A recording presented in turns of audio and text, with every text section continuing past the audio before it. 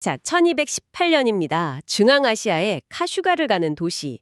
몽골 기병대가 들이닥쳤어요. 주인들은 당연히 공포에 떨었겠죠. 근데 그때 내려진 선언이 좀 뜻밖이었다고 해요? 네, 그렇죠. 페르시아 연대기를 보면요. 각자 자기 종교 믿어라. 뭐 이런 식의 명령이 내려졌다는 거예요. 이게 우리가 보통 생각하는 몽골, 그러니까 막 파괴하고 정복하는 그런 이미지랑은 상당히 다르잖아요. 완전 다르죠. 아주 의외의 모습입니다. 그래서 오늘 저희가 바로 이 지점, 몽골 제국이 생각보다 되게 실용적인 종교 정책을 폈다는 거, 그 속을 한번 좀 파헤쳐 보려고 합니다. 네. 흔히 야만적인 정복자로만 생각하기 쉬운데 그 이면에 이런 모습이 있었던 거죠. 이 거대한 제국이 왜 또 어떻게 보면 그 당시로서는 상상하기 힘든 수준의 종교적 공존을 추구했는지 그 이유를 좀 파고들어 보는 게 오늘 저희 목표입니다. 자료도 꽤 다양하게 남아있죠. 네, 그렇습니다. 뭐 주바인이나 라시드 알딘 같은 페르시아 역사가들의 기록도 있고요. 아, 당대 사람들이 쓴 거군요. 그렇죠. 그리고 마르코 폴로나 루브룩 같은 유럽 여행가들이 직접 보고 들은 이야기도 있고 또 몽골인들 스스로 남긴 몽골 비사 같은 기록도 참고할 수 있습니다. 네. 그러니까 여러분께서는 이런 다양한 기록들을 통해서 그 무시무시했던 제국이 펼쳤던 의외의 정책, 그 배경은 뭐고 또 어떻게 변해갔는지 이건 좀 따라와 주시면 될 것 같습니다. 칭기즈칸 시대부터 시작해서 그 후계 칸국들, 뭐 원나라, 일칸국, 킵차크 칸국까지 쭉 한번 훑어보면서 이 흥미로운 역설을 풀어보죠. 좋습니다. 그럼 역시 시작은 제국의 창시자 칭기스칸부터 해야겠죠? 네. 이 사람은 그 몽골 고유의 신앙 있죠. 탱그리즘이라고 하는 하늘신을 숭배하는 샤머니즘 전통. 거기서 성장했어요. 근데 무엇보다도 아주 현실적인 지도자였습니다. 아, 그러니까 뭐 영적인 힘 같은 걸 아예 무시한 건 아니지만 그래도 정치적인 질서, 이게 더 중요했다. 이런 말씀이시죠? 정확합니다. 아주 대표적인 예가 그 강력한 샤머니였던 코코추 있잖아요. 네네, 들어봤어요. 이 사람을 견제하고 결국 제거해버리거든요. 왜냐? 종교적 권위가 칸의 통치력에 도전하는 걸 용납할 수 없었던 거죠. 딱 선을 그은 거네요? 그렇죠. 그런 실용적인 관점에서 볼 때 정복한 땅에 사는 다양한 사람들, 뭐 무슬림도 있고 기독교, 또 불교, 도교도 다 있었으니까 이 사람들의 종교를 존중해주는 게 제국 통치에 유리하다. 이걸 일찌감치 깨달았던 것 같아요. 단순히 마음이 너그러워서가 아니라 통치 전략의 일원이었다. 네, 그런 측면이 훨씬 강했다고 봅니다. 제국 운영의 현실적인 필요성이죠. 그 호라즘 제국이랑 전쟁할 때 1219년, 1221년 일화가 참 인상적이던데요? 부하라에서 있었던 일 말씀이시죠? 네, 역사가 주바이니 기록에 따르면 칭기즈칸이 점령지 부하라에서 이슬람의 아잔, 그러니까 기도 시간 알리는 소리 있잖아요. 그걸 허용했다고요. 네, 맞습니다. 이게 그냥 허가를 넘어서는 거죠. 그렇죠. 너희 종교 우리가 인정한다. 이런 강력한 메시지잖아요. 일종의 상징적인 제스처였어요. 또 비슷한 게 1218년에 그 카라키타이의 쿠출루쿠라는 인물이 원래 불교도였는데 무슬림들을 막 박해했거든요. 네. 몽골군이 이 쿠출루쿠를 격파하니까 카슈가르 같은 도시의 무슬림들이 엄청나게 환연했다는 거예요. 해방자로 여긴 거죠. 심지어 칭기즈칸한테 종교의 수호자라는 칭호까지 붙였다는 기록도 있어요. 와, 순식간에 이미지가 확 바뀌었겠네요. 정복자에서 해방자로. 그렇죠. 그런 효과를 노렸을 수도 있고요. 이런 상징적인 거 말고 좀 더 구체적인 혜택 같은 것도 있었죠. 그 세금 면제해줬다는 거요. 네, 이게 아주 중요합니다. 그 당시 종교 지도자들, 그러니까 불교 승려든 기독교 사제든 도교 도사든 이슬람 이맘이든 가리지 않고 전부 세금이랑 부역을 면제해줬어요. 와, 모든 종교예요? 파격적인데요? 파격적이죠? 근데 여기에도 몽골 특유의 실용주의가 딱 깔려 있어요. 아, 뭔가 대가가 있었군요. 네, 면세 혜택을 주는 대신 몽골 제국과 칸의 안녕을 위해서 기도해달라고 요청한 거예요. 하하, 기도를 시키다니. 말하자면 모든 종류의 영적인 보험에 다 가입하려는 거죠. 하늘 아래 어떤 신이 제일 세든 우리는 그 신의 보호를 받겠다. 이런 계산인 거예요. 야, 진짜 정복차 치고는 엄청 현실적인데요? 초자연적인 문제까지도 그렇게 접근하다니. 그렇죠. 또 칭기즈칸 개인적으로도 좀 호기심이 있었던 것 같아요. 영생불사에 관심이 많아서 그 도교의 대가 장춘지민, 구척이라고 하죠. 이 사람을 저 멀리 서역까지 불러서 장수비결을 물었다는 얘기는 꽤 유명하잖아요. 네, 맞아요. 결국 원하는 답은 못 얻었다고 하지만 그렇죠. 뭐 비결은 없었으니까. 그래도 다른 종교의 지혜를 구하려고 했다는 그 태도 자체는 좀 주목할 만하죠. 하지만 이 관용이라는 게 뭐 무조건적이었던 건 아니죠. 한계도 있었다면서요. 물론입니다. 분명히 한계가 있었어요. 예를 들면 그 이슬람의 할랄이나 유대교의 코셔 도축 방식 있잖아요. 종교 율법에 따른 도축법인데 네. 이걸 일시적으로 금지시킨 적이 있어요. 왜냐하면 몽골 사람들은 피를 되게 신성하게 여기고 땅에 피 흘리는 걸 꺼렸거든요. 이게 몽골 전통 관습이랑 충돌했던 거죠. 몽골 문화가 우선이었군요. 그렇죠. 또 어떤 무슬림 신하들이 몽골식으로 도축 안 한 고기는 못 먹겠다 이렇게 거부하니까 이걸 칸에 대한 무례함으로 간주하게 됐고요. 할례 같은 경우도 잠시 금지됐었고. 결국 몽골의 법이나 관습 또는 정치적 질서 유지가 종교적인 관행보다 더 위에 있었다. 이렇게 봐야겠네요. 네, 맞습니다. 관용의 범위라는 게 결국 몽골의 기준 안에서 정해졌던 거죠. 그럼에도 불구하고 이 칭기즈칸 시대에 다져진 이런 실용적인 다원주의가 이후 몽골 제국 정책의 아주 중요한 기초가 됩니다. 나중에 몽케칸이 얘기하는 그 유명한 손가락 비유 있잖아요. 그 기본적인 아이디어가 이때부터 싹 폈다고 볼 수 있어요. 칭기즈칸이 죽고 나서 그 아들인 오고타이칸 1229년에서 1241년 시대에도 이 정책 기조는 계속 이어졌나요? 네, 오고타이칸도 아버지 정책을 그대로 이어받았습니다. 특히 그가 만든 수도 카라코룸. 카라코름. 네, 이 도시 자체가 그 당시 다원주의를 보여주는 살아있는 상징 같은 곳이었어요. 1254년에 프랑스 수사였던 윌리엄 드 루브르기라는 사람이 여기를 방문했는데 그 기록이 아주 생생합니다. 루브르 기록 보면 진짜 놀랍던데요. 카라코름 안에 무슬림들 사는 구역 따로 있고 카탄이라고 불린 중국인 구역도 있고 그리고 무슨 이교 사원이 12개나 있었다고요? 아마 불교나 도교 사원이겠죠? 거기에 모스크 2개 그리고 네스토리우스파 기독교 교회까지 하나 있었다니. 네, 당시 유럽 기준으로는 정말 상상하기 힘든 모습이었을 거예요. 여기서 네스토리우스파는 당시 동방교회, 특히 중앙아시아나 중국 쪽에서 영향력이 꽤 있었던 기독교 분파를 말하는 거죠. 그렇군요. 진짜 제국의 심장부에서 다양한 종교가 공존하고 있었네요. 네, 그리고 몽골 궁정 문화 자체도 좀 흥미로운데요. 오국타이나 그 뒤를 이은 몽케칸 같은 통치자들이 여러 종교 대표들을 불러서 토론회를 열기도 했어요. 종교 배틀 같은 건가요? 하하, 뭐 약간 그런 느낌일 수도 있겠네요. 몽골 지배층이 다양한 철학이나 종교에 지적인 호기심이 많았던 것 같아요. 그리고 자기들 전통, 샤머니즘 믿으면서도 뭐 불교나 기독교 신앙을 같이 받아들이는 경우도 흔했고요. 이걸 신앙 혼합이라고 하죠. 어느 하나만 옳다 이런 배타적인 생각이 별로 없었군요. 네, 성대적으로 희박했던 거죠. 특히 몽케칸 시대 1251년, 1259년 이 몽케칸 어머니가 또 유명한 소르카타니 베키잖아요.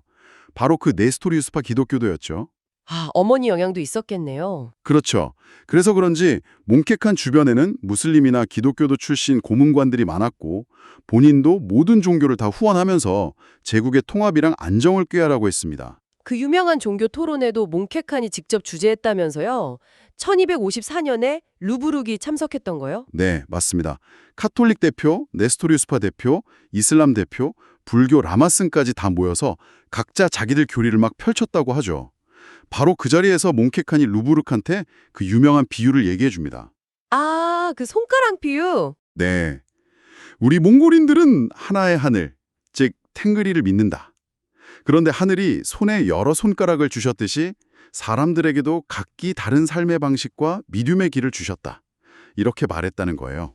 이야, 이거 되게 인상적인데요. 겉으로 보기엔 다원주의를 인정하는 것 같기도 하고, 근데 또 어떻게 들으면 손가락은 결국 손에 달린 거다. 그러니까 모든 건 우리 몽골 지배 아래에 있다. 이렇게도 들리는데요.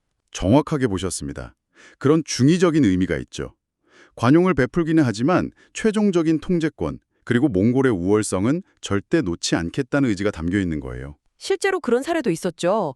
그 아르메니아 왕 헤툼 1세가 몽골에 복속하면서 우리 다 기독교로 강제 개종시켜달라고 요청했는데 몽케칸이 거절했다고요. 네, 기독교 신앙 존중한다. 근데 강제 교종은 우리 방식 아니다. 딱 잘라 말했죠. 종교를 하나로 통일하는 것보다는 제국의 실질적인 안정, 지배 질서를 유지하는 게 훨씬 중요했던 겁니다. 근데 이런 관용 정책이라는 게 제국 모든 곳에서 다 똑같이 적용되지는 않았을 것 같아요. 지역이나 칸의 성향에 따라서 좀 달랐을 것 같은데요. 당연히 그랬습니다.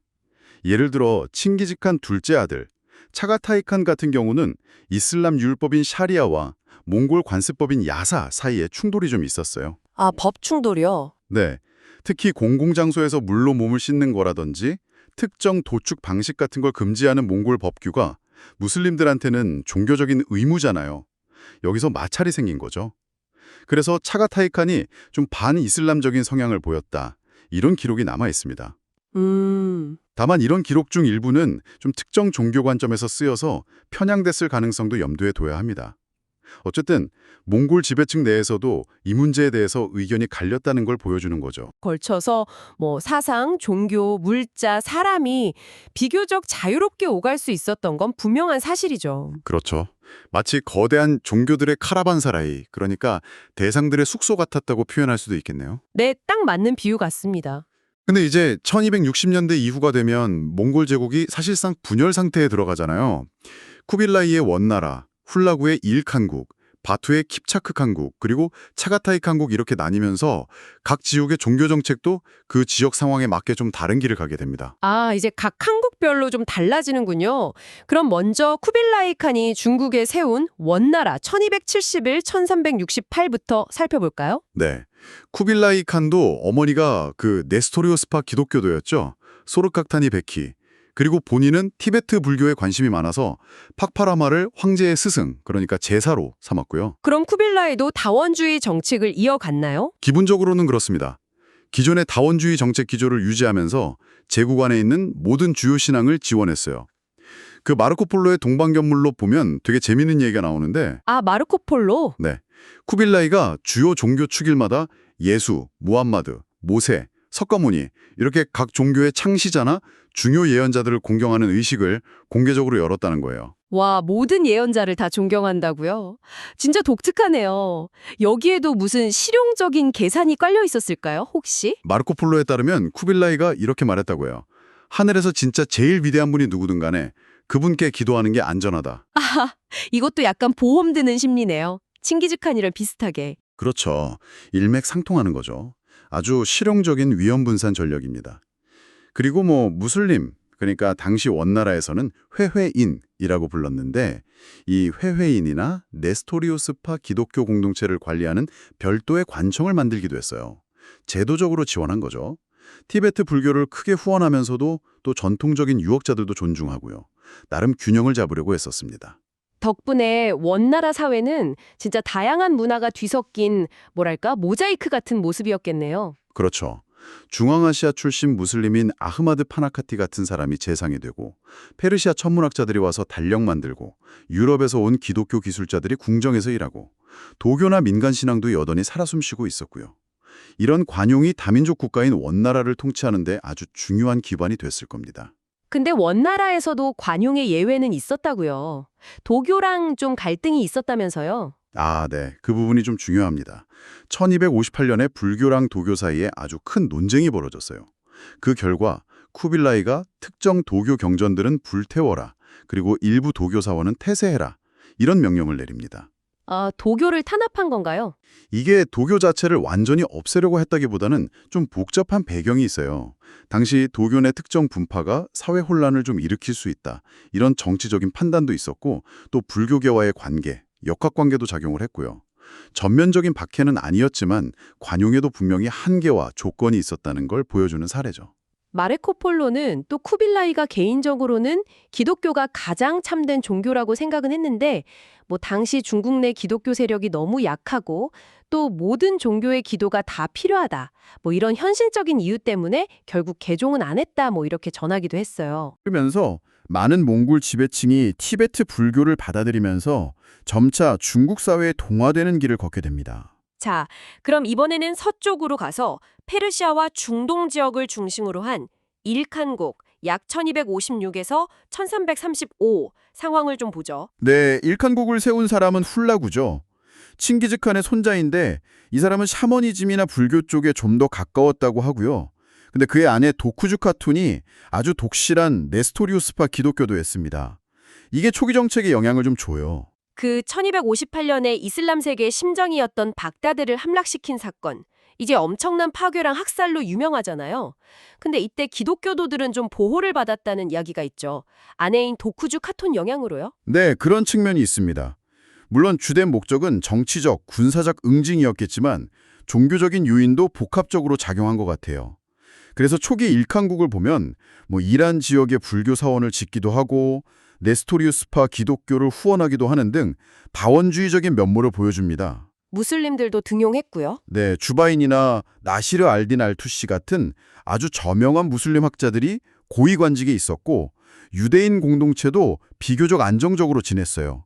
나중에 재상이 되는 유대인 출신 역사가 라시드 알딘이 대표적인 인물이죠. 아, 그 유명한 역사가 라시드 알딘이 유대인이었군요. 네. 그리고 말하게 천문대 건성처럼 다양한 종교와 배경을 가진 학자들이 같이 협력하는 프로젝트도 진행됐고요. 초기에는 이런 다종교 엘리트들이 공존하는 구도였어요. 그런데 일칸국의 종교 정책에 아주 결정적인 변화가 찾아오잖아요. 1295년 가잔칸이 갑자기 이슬람으로 개종을 합니다. 이건 왜 그런 건가요? 이것도 여러 요인이 복합적입니다. 가장 큰 건 역시 현실적인 이유죠. 당시 일칸국 백성의 절대 다수가 무슬림이었거든요. 아, 피지배층이 거의 다 무슬림이었군요. 네, 그러니까 통치의 정당성을 확보하고 또 지지를 얻으려면 이슬람을 받아들이는 게 유리하다고 판단한 거죠. 물론 가장칸 개인의 신념 변화도 있었을 거고요. 그래서 개종 이후에는 정책이 확 바뀌나요? 네, 상당히 바뀝니다. 이슬람이 사실상 국교가 되고요. 불교 사원들은 모스크로 용도가 바뀌거나 파괴되고 기독교 공동체의 영향력은 점차 줄어들게 됩니다. 그리고 비무슬림에게 부과하던 인두세, 지지하라고 하죠. 이것도 다시 부활하고요. 그럼 관용 정책은 그냥 다 없어진 건가요? 완전히 폐기됐다. 이렇게 보기는 좀 어렵고요. 그 범위나 성격이 변했다고 보는 게 더 정확할 것 같아요. 예를 들어 가장칸이 개종한 뒤에도 유대인 출신인 라시드 알딘은 여전히 재상으로서 중요한 역할을 했거든요. 아, 그렇군요. 그러니까 전면적인 강제 개종이나 박해가 있었던 건 아니지만 이슬람이 확실히 우위에서는 질서가 만들어진 거죠. 이후에 올제이 투칸 같은 후계자들, 이 사람은 원래 기독교 세례명이 니콜라스였어요. 그러니까 시아파 이슬람으로 개종하면서 이슬람 정체성이 더 강해지고 몽골 지배층은 점차 페르시아 이슬람 문화에 깊숙이 동화됩니다. 그러면서 초기 몽골 제국의 그 다원주의적인 유산은 상당히 약해진 채로 1335년에 일칸국은 결국 멸망하게 되죠. 자, 이번에는 좀 더 북쪽으로 가보죠. 러시아랑 동유럽 시핍 지역을 지배했던 킵차크 칸국, 다른 말로 금장 칸국이라고도 하죠. 여기 상황은 또 달랐을 것 같은데요. 네, 킵차크 칸국도 아주 흥미로운 사례입니다. 초기 통치자였던 바투칸, 이 사람도 칭기즈칸의 손자죠. 바투칸은 전통적인 탱그리즘 신앙을 유지했어요. 하지만 자기 영토 안에 사는 피지배 민족들, 예를 들면 투르크계 무슬림이나 러시아 정교회 신도들의 종교를 탄압하지 않고 그대로 인정해줬습니다. 특히 러시아 정교회에 대한 대우가 좀 특별했다고 들었어요. 오히려 몽골 지배 아래서 교회가 더 힘이 세졌다고 하던데요. 맞습니다. 몽골은 러시아 정교회에 세금이랑 부역을 면제해주는 특권을 줬어요.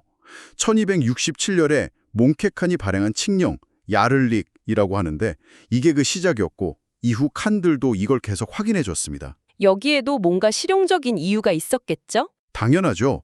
몽골 특유의 실용주의입니다.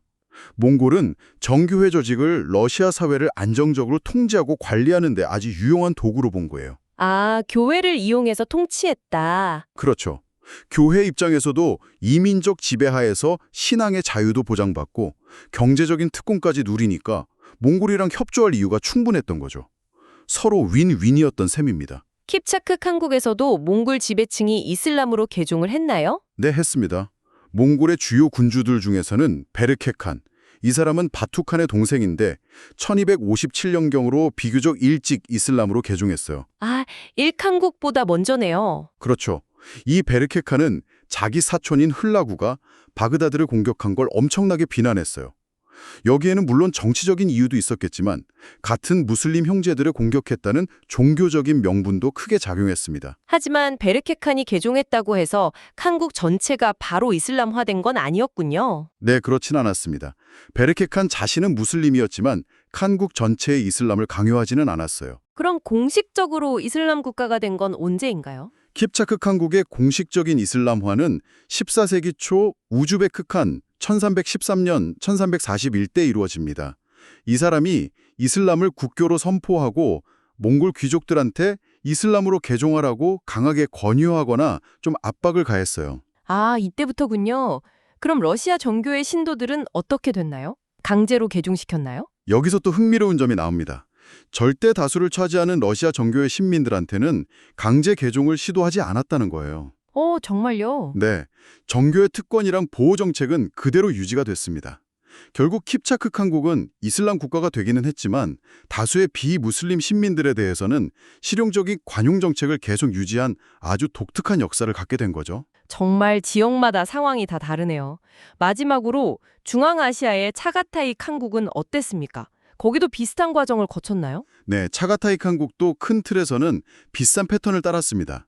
초기 몽골 지배자들은 탱그리즘이나 불교 신앙을 가졌는데 인구의 대다수는 무슬림이었죠. 앞서 잠깐 언급했지만 차가타이 칸 본인 때처럼 몽골법 야사랑 이슬람 율법 샤리아 사이의 충돌 때문에 긴장이 생기기도 했고요. 네, 물 마시는 거나 도축 방식 문제 같은 거요? 그렇죠. 하지만 결국 시간이 흐르면서 1330년대 타르마시린 칸이라는 인물이 이슬람으로 개종을 합니다. 이렇게 되면서 차가타이 칸국도 중앙아시아의 이슬람 문화권으로 완전히 편입되게 되죠. 다른 소수 종교들은 강제로 없앴다기보다는 이슬람이 워낙 강세니까 점진적으로 쇠퇴하는 길을 걸었다고 볼 수 있습니다. 자, 오늘 정말 광활한 몽골 제국을 동서남북으로 가로지르면서 이 몽골의 종교 정책이라는 아주 복잡하고 흥미로운 주제를 깊이 파고 들어봤습니다. 정리를 좀 해보자면 몽골 제국하면 사실 군사적으로는 좀 가혹했잖아요. 그렇죠. 잔혹한 이미지도 강하고. 근데 종교 문제에 있어서는 당시 기준으로 보면 되게 놀라울 정도로 실용적이었다는 거죠. 관용 정책을 펼쳤다는 거. 네, 맞아요. 근데 핵심은 그 동기가 지금 우리가 생각하는 그런 인권, 종교의 자유 이런 개념하고는 거리가 멀었다는 점이에요. 아, 그런 건 아니고? 어디까지나 제국을 좀 효율적으로 다스리고 사람들을 통합하기 위한 아주 현실적인 필요성. 그리고 또 몽골 특유의 다원적이면서도 실용적인 세계관. 여기에 뿌리를 둔 거였죠. 네. 오늘 이야기 나눈 것들을 떠올려 보면 칭기즈칸이 이뤘던 그 영적인 보험 전략이라든지 그렇죠. 다양한 종교가 막 공전했던 수도 카라코름의 모습, 또 몽케칸의 그 손가락 비유, 네, 쿠빌라이 칸이 모든 예언자를 다 존경했던 제스처도 있었고요. 맞아요. 그리고 후계 칸국들이 점차 이슬람화되는 과정 속에서도 초기의 관용 정책을 완전히 버리지는 못했던 모습들. 이런 것들이 다 그걸 잘 보여주는 것 같습니다. 네, 물론 그 관용이라는 게 늘 일관되거나 완벽했던 건 아니에요. 그렇죠. 한계도 분명히 있었고. 네, 몽골의 정치적인 이익이나 또 자기들 문화적인 감수성 혹은 칸 개인의 성향에 따라서 언제든 그 한계가 드러날 수 있었고 지역별로도 차이가 꽤 있었죠. 결코 단순하게 좋았다, 나빴다 이렇게 평가할 수 없는 아주 복잡한 역사입니다. 오늘 저희가 나눈 이야기가 여러분께서 기존에 가지고 계셨던 몽골 제국에 대한 좀 단편적인 이미지 있잖아요. 예를 들어 파괴, 야만성 이런 고정관념에요. 여기에 좀 균열을 내고 좀 더 입체적으로 바라볼 수 있는 그런 계기가 되었으면 좋겠습니다. 네, 제국 건설의 역사라든지 과거 종교들이 서로 어떻게 상호작용했는지를 이해하는데 좀 새로운 관점을 제공했기를 바랍니다. 자, 마지막으로 오늘 이야기를 마무리하면서 청취자 여러분께 질문 하나를 던져볼까 합니다. 이 정복제국이 아주 실용적인 이유였습니다만 어쨌든 추구했던 종교적 공존의 역사, 이게 비록 그 동기는 오늘날과 아주 다를지라도 현대사회가 직면하고 있는 이 다양성 관리의 문제에 혹시 던져주는 어떤 시사점 같은 건 없을까요? 혹은 정반대로 생각해 볼 수도 있겠죠. 그 엄청난 폭력과 파괴에 의해 세워진 제국이 베풀었던 관용이라는 것. 그 의미와 그 아이러니를 우린 또 어떻게 받아들여야 할까요? 네, 한 번쯤 깊이 생각해 볼 만한 질문인 것 같습니다.